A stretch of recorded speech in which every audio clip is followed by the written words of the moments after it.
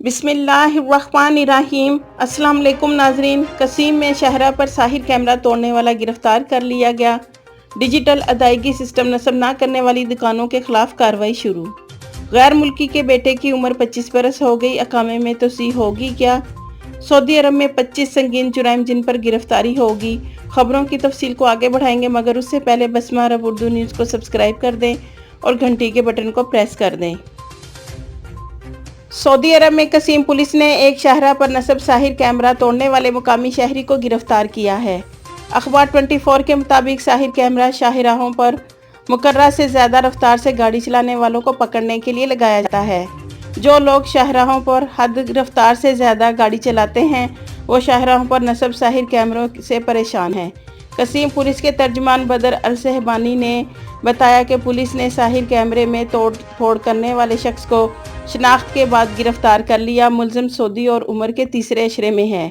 ترجمان نے بتایا کہ مقامی شہری کی شناخت سیکیورٹی کے سی سی کیمرے کی مدد سے ممکن ہو سکی ہے۔ وزارت تجارت کے ترجمان عبدالرحمن الحسین نے کہا ہے کہ ایسے تجارتی ادارے اور دکانیں جہاں ڈیجیٹل ادائیگی کا سسٹم نصب نہیں کرایا گیا، ان کے مالکان کو تبعیضی کارروائی کا سامنا کرنا پڑے گا۔ خلاف ورزی کے مرتکب دکانوں اور تجارتی اداروں کو سیل کرنے کی منظوری دے دی گئی ہے۔ ترجمان وزارت تجارت نے الاخباریہ ٹی وی چینل سے گفتگو کرتے ہوئے مزید کہا، وزارت کی جانب سے مختلف تجارتی شعبوں کو مرحلہ وار وقت دیا گیا تھا تاکہ وہ اپنی سہولت کے مطابق ادائیگی کا سسٹم نصب کرا لیں۔ وزارت کی تفتیشی ٹیموں کو احکامات صادر کر دیے گئے ہیں کہ ایسی دکانیں یا تجارتی ادارے جہاں ڈیجیٹل پیمنٹ سسٹم کی سہولت فراہم نہیں کی گئی، ان کے خلاف تحقیقات کریں۔ اگر سسٹم کی تنصیب فنی وجوہات کی بنیاد پر ممکن نہیں ہو سکی تو اس بارے میں سعودی مانیٹری اتھارٹی ساما سے معلومات حاصل کی جائیں۔ فنی رکاوٹ نہ ہونے پر ایسی دکانوں اور تجارتی اداروں کے خلاف تبعیضی کارروائی کرتے ہوئے انہیں سیل کر دیا جائے گا۔ ترجمان وزارت تجارت عبدالرحمن الحسین نے مزید کہا کہ ایسے تجارتی شعبے جہاں بغیر کسی فنی رکاوٹ کے ڈیجیٹل ادائیگی سسٹم پر عمل درآمد نہیں کیا گیا، ان کے مالکان در حقیقت تجارتی پردہ پوشی میں ملوث ہیں۔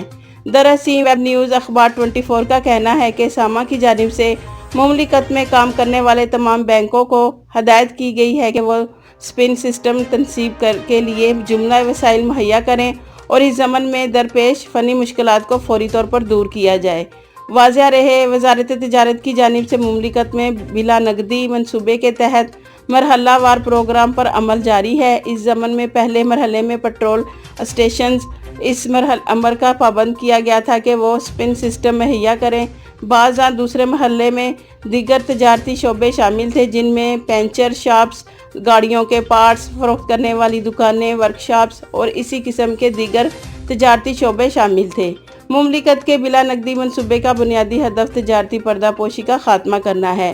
اسی حوالے سے تجارتی اداروں کو اس امر کا پابند کیا جا رہا ہے کہ ادائیگی کے سسٹم کو بینک چینل کے ذریعے کیا جائے۔ سعودی محکمہ پاسپورٹ نے کہا ہے کہ اگر مقیم غیر ملکی کے کسی بیٹے کی عمر 25 برس سے زیادہ ہے تو ایسی صورت میں اس کے اقامے میں توسیع نہیں ہوگی۔ آجل ویب سائٹ کے مطابق مملکت میں مقیم ایک غیر ملکی نے محکمہ پاسپورٹ سے دریافت کیا تھا کہ کیا بیٹے کی عمر 25 برس سے زیادہ ہونے کی صورت میں اقامے میں توسیع ہو سکتی ہے یا نہیں۔ مشکل یہ ہے کہ لیبر آفس والے اقامے میں توسیع سے قبل نقل کفالے کی منظوری نہیں دے رہے۔